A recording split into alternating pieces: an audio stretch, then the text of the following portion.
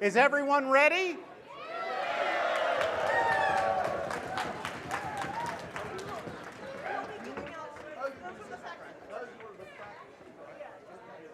I'm not, apparently. Oh, there we go. Welcome to your 2025 Facts in 5, the best 2 hours you have that isn't interrupted by an ad for Skillshare halfway through. I apologize, I'm trying to do the remote through my phone. I swear to God, I'm not just playing Candy Crush up here. Maybe a little Candy Crush. If the slide deck is being slow, it's because I'm fighting every one of you for the Wi-Fi here. So, few quick announcements. There is a bar in the back. Where is there a bar? There is, maybe, cake to the side table. I don't know how much you guys have devoured it so far. Please note, if you are going to the bar or going to the cake, our AGMs are going to be running through the aisles to do things. Please stay out of their way. Please do not fill up the aisles between the tables, okay? Third most important announcement for you guys. Come on. There we go. Sorry. God damn it. There is no kiss cam?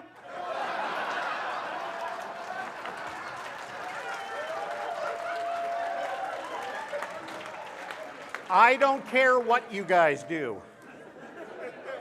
So we start off, as always, with thank you. All right, you know what? This is not working.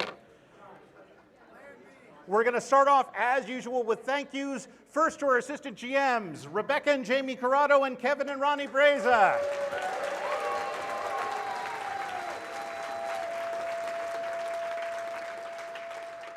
Also to Liz Ellis, who is running back there handing out pens, and will hand out sheets soon enough. To Chris Katz, who is live streaming this. We're on Twitch now.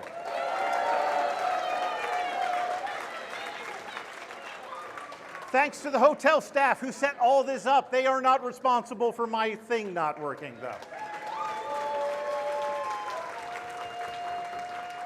To the bar staff that is going to put up with you fuckers all night.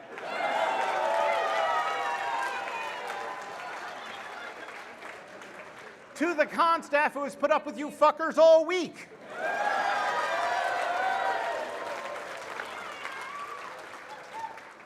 To Andrew Drummond, who ran the Facts in 4 presentation as the pre-show.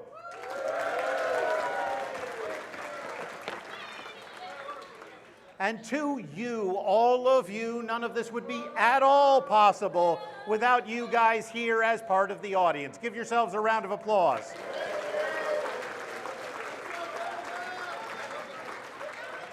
I love you guys. I love the support you show me, even though an hour from now you are going to be cursing my name because I am asking you for movies with Robin Williams, starting with C. Start writing.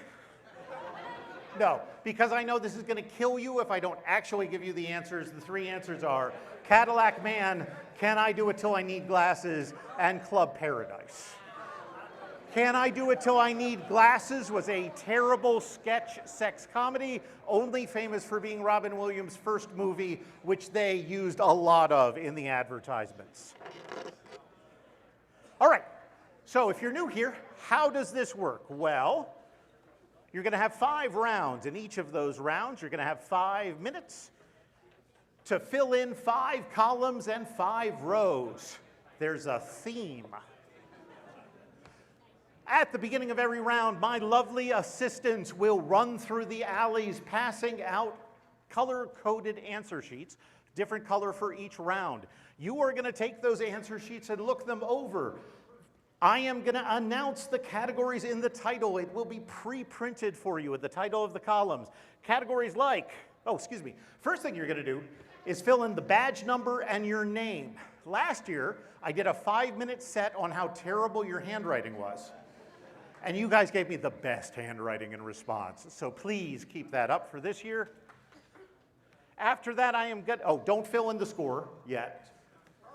After that, I'm going to give you categories like DNA nucleobases, mathematical operations, Countries within Great Britain, main cast of Seinfeld, and terrestrial planets of the solar system. I have been running this for 11 years, and it gets more and more esoteric for me to find 4 answer categories to put into this.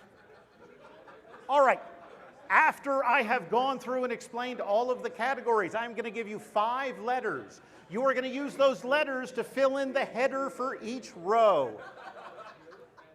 And then I'm going to start the clock, and you are going to have 5 minutes to fill in each of these boxes, as many as you can, 1 answer per box, with something that fits the category of the column and starts with the letter of the row, okay? Now, you may be...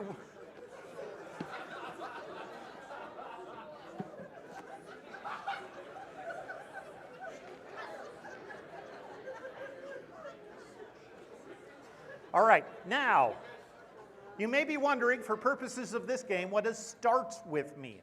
Well, for most proper nouns and titles of works, it's the first letter of the first word. So, for example, Night at the Museum would start with an N.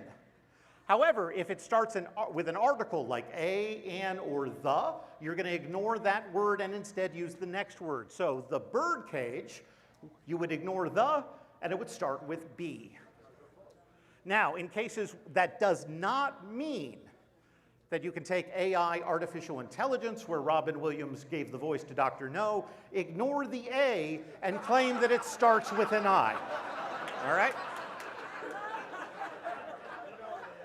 For titles starting with numbers, you're going to spell them out. So for 9 months, you're going to spell out the word 9, and then it starts with an N. All right? That, again, does not mean you can take something like Bicentennial Man, claim that it actually means 200 man, and therefore it starts with a T. For proper names, you're going to use the first letter of the last name. So a little story here. For The Adventures of Baron Munchausen, Robin Williams absolutely wanted to work with director Terry Gilliam. Terry Gilliam absolutely wanted to work with Robin Williams. Robin Williams' agents were terrified that the studio was going to make the movie advertisement all about Robin Williams and his bit part in it. So they insisted in the contract that Williams appear under a pseudonym. So he appeared as Re di Tutto, which is a pun because in Italian, Re di Tutto means king of everything. So if you were going to use Re di Tutto, oh, thank you, God, as the last name, you would ignore the Ray and the D, and it would start with a T. What is my next? Oh, for characters with mononyms, for example, a single word name. For example, if we asked you TV characters that start with an M. Oh, excuse me. This slide, I don't have my notes. I'm running without a net. I really apologize.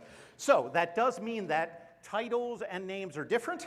Mrs. Doubtfire as a movie starts with an M. Mrs. Doubtfire as a character starts with a D. Okay? All right, for mononyms, now we're at that slide. If I asked you TV characters starting with M, Mork would be a fine answer. You don't have to consider that in season 4, he finally married Mindy and officially became Mork McConnell, all right? Oh, shit, that's...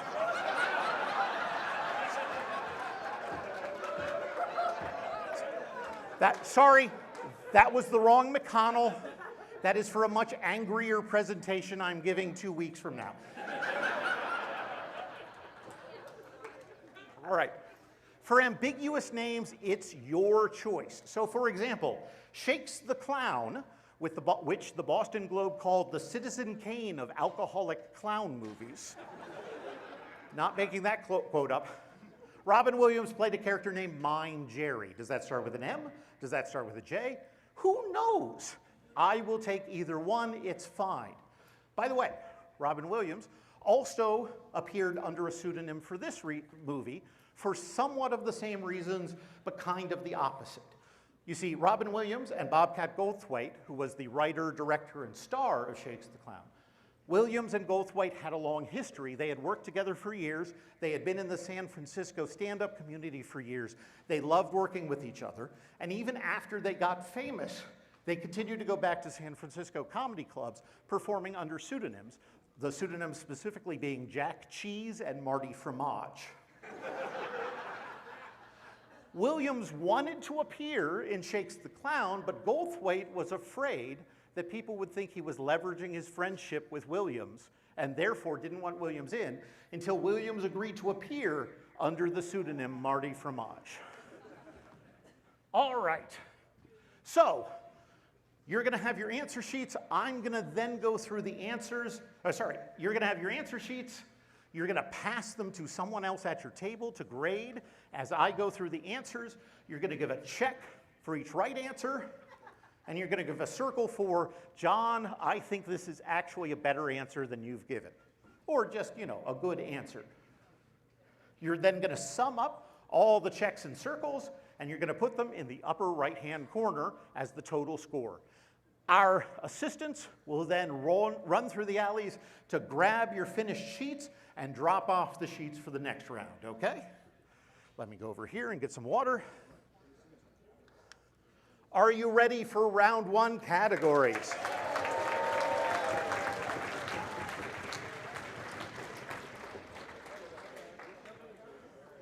Okay, so first up is soups not named after their ingredients. And I realize, ontologically, all soups are named after their ingredients. That is what makes one soup different from another. However, if you were to give me tomato soup and claim that it was vegetable soup, I would be a little bit miffed, even before we get into the argument over whether tomato is a vegetable.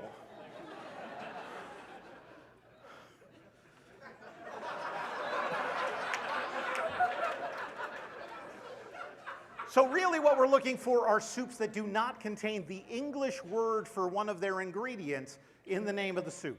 So tomato and vegetable would be right out. Think instead, pho. However it gets pronounced. Ramen. I do a lot of that this show. Don't correct me, you'll just get run over. Amish preaching soup, which is a type of bean soup given out before and after Amish services. Stews are fine as well. It's not just soup. I can't tell the difference between a soup and a stew. I'm fine with either. All right? Next category, painters who have a work which has sold for over $80 million. Now, to be clear, I do not expect you to understand how to value art. That is not what this category is about. This is my way of asking you for famous artists in a way that doesn't get you to say, my cousin Murray is a contractor in Muncie, Indiana. I think he's pretty famous. I think he counts. No, instead, paint artists you've heard of. You've heard of most of the guys in here. Most of you have heard of most of them, I swear. For example, Andy Warhol. Synonyms for abode. From Merriam-Webster's online thesaurus and Raje's 9th edition, the actual physical copy, permanent and temporary dwellings and living spaces for humans and animals. And if you're saying, John, there are some much more common words you could be using for this, you're going to do fine with the answers. So, for example, residence or resort. Spanish cities with over 100,000 residents. To be clear, when I say Spanish, I mean Spain proper. Latin American cities are next year. I mean, at some point in the future. Seville, for example. All right, and now the category we're all going to fight over. Top literary villains. Okay, so LitHub.com did a March Madness between what they consider the top 96 villains. So if you want to know in a fight between Nurse Ratched and Miss Trunchbull who would win, that's a great source. But that's only about 96 of the answers. So I went and I found Penguin.com's article on 50 best villains. Now technically, they said 50 greatest horror villains, but they included the White Witch from C.S. Lewis's Narnia series, so I don't think they understand what horror is. I continued to go through other lists and lists of best villains until they all kind of looked the same, which either means I had a comprehensive list or I had gotten to the point where AI-generated lists were eating AI-generated lists to generate AI-generated lists. So I think I've got something firm, but if you've got an answer you think is better, circle it. All right, couple of hard and fast rules on this category. Must have appeared in a book, short story, or folklore first. So Jaws would be a fine answer because Peter Benchley's Jaws book appeared and the movie was based on it. Darth Vader would not because the trilogy series is documented from the movie, all right? Second point, important clarification. When I say literary villains, I mean characters, not authors.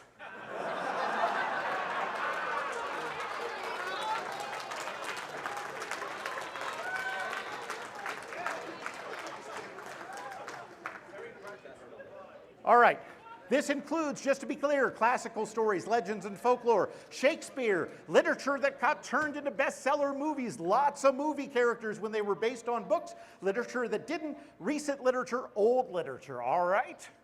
Anyone still need a sheet? Here are your round one letters. Remember, fill in the column with these letters each at a time. B, G, H, M, and V. Good luck.